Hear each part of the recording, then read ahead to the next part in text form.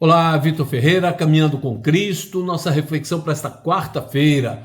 Estamos no capítulo 2 do Evangelho segundo João, e nesse capítulo é registrado o primeiro milagre de Jesus, né?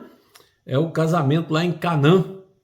No dia terceiro houve um casamento em Canaã da Galileia, e a mãe de Jesus estava lá. E aí tem a história do vinho, né? Tá?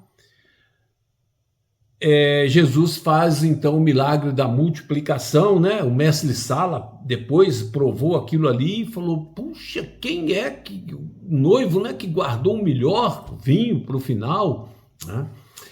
O fato é que foi o primeiro milagre disso, e depois Jesus desceu para Cafarnaum, né? Ele foi junto com sua mãe e seus irmãos e seus discípulos, e eles não ficaram lá também por muitos dias, tá? Então, o primeiro milagre de Jesus foi a questão do vinho, né? Esse foi o primeiro milagre de Jesus, e era um vexame para o anfitrião terminar o vinho no meio da festa, era um vexame, né? Então, ele realmente fez isso. O fato é que, em seguida, ele vai e expulsa os cambistas do templo. E aí tem uma mensagem interessante, né? Ele diz lá que se destruíssem o templo, em 3 dias ele o levantaria. Ele não estava falando do templo que durou 40 e tantos anos para ser construído. Ele estava falando dele próprio, né? Então disseram os judeus: em 46 anos foi edificado este templo, e tu em 3 dias o levantarás? Mas ele falava do templo do seu próprio corpo. Quando, pois, ele foi ressuscitado dentre os mortos, lembraram-se os discípulos de que ele havia dito, e creram na Escritura e na palavra que Jesus disse, né? Então estavam perto de Jesus, estavam com Jesus, mas ainda não tinham entendido quem era Jesus. A verdade é essa. Tiveram a oportunidade de conviver com Jesus, mas só depois é que realmente a coisa veio a cair, né? Cair a ficha, né? Mas o próprio Jesus não confiava, né? Eles, né? E porque conhecia todos os homens. Jesus sabia o problema dos homens, da falsidade, aquela coisa toda, né? Bom, em seguida, no capítulo 3, vamos adiantar um pouquinho, vem a história de Nicodemos, né?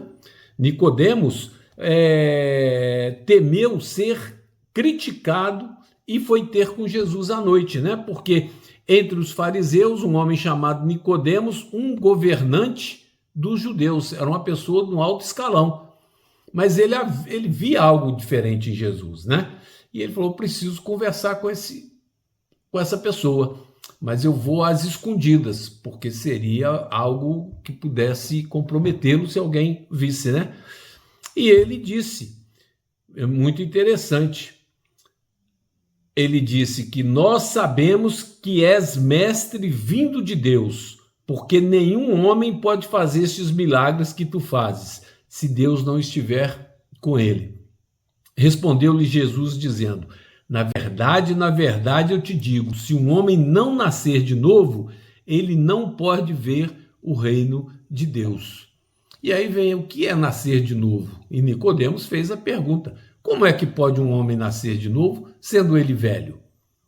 Pode entrar pela segunda vez no ventre da sua mãe e nascer? Jesus respondeu: na verdade eu te digo, se um homem não nascer da água e do Espírito, ele não pode entrar no reino de Deus. O que é nascido da carne é carne, e o que é nascido do Espírito é o Espírito. Então Jesus está falando aqui do nascimento espiritual, do batismo nas águas e do batismo do Espírito Santo, o qual nós temos que buscar diuturnamente, né? Diuturnamente, estarmos batizados, estarmos na presença do Espírito Santo. A história de Nicodemos é uma história representativa, né?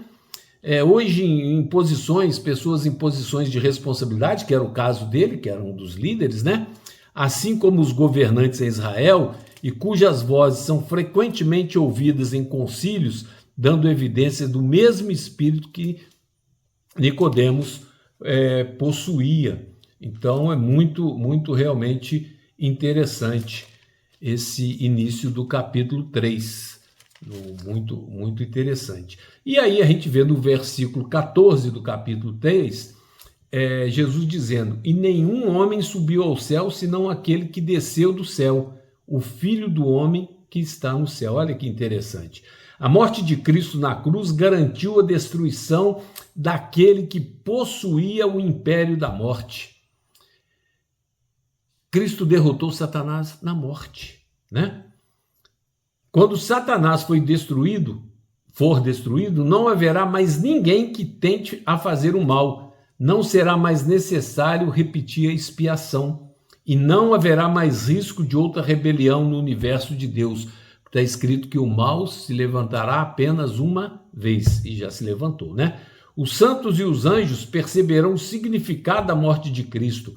Os homens caídos não poderiam ter um lar no paraíso se Deus sem o Cordeiro que foi morto desde a fundação do mundo. Nós que somos caídos não teríamos a oportunidade de estar com Jesus no céu se não fosse por próprio Jesus. Os anjos do céu estão protegidos contra a apostasia através da eficácia da cruz. Sem a cruz, não estariam mais seguros contra o mal do que estavam os anjos antes da queda de Satanás. Muito interessante. Então, veja bem, nós temos que lembrar que o amor é mais forte que a morte, né? Jesus harmonizou a cruz com a luz que vem do céu, pois é aí onde ele atrai o olhar do homem. Nós temos que estar ao pé da cruz, é ali o nosso lugar, né? Orando, clamando a Cristo, pedindo que nos dê um caráter novo, que nos dê um espírito novo, renovado, santificado na presença de Cristo. É isso que nós precisamos buscar. E só vamos adquirir isso com estudo, buscando em oração a presença do Espírito Santo, buscando ter conhecimento, ter relacionamento com o nosso Deus. Amém? Que Deus os abençoe.